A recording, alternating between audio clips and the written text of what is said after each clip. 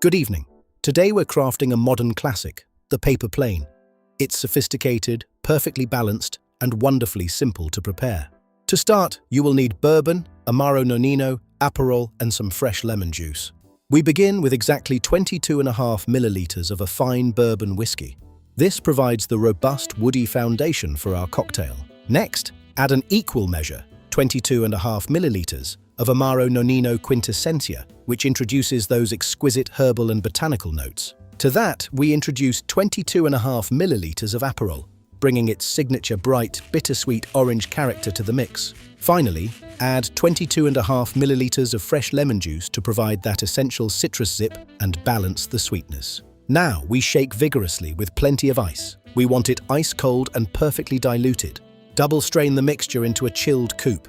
The color should be a beautiful, hazy sunset orange. Garnish with a tiny paper plane if you're feeling whimsical, or simply enjoy it as is. Cheers to a perfect paper plane.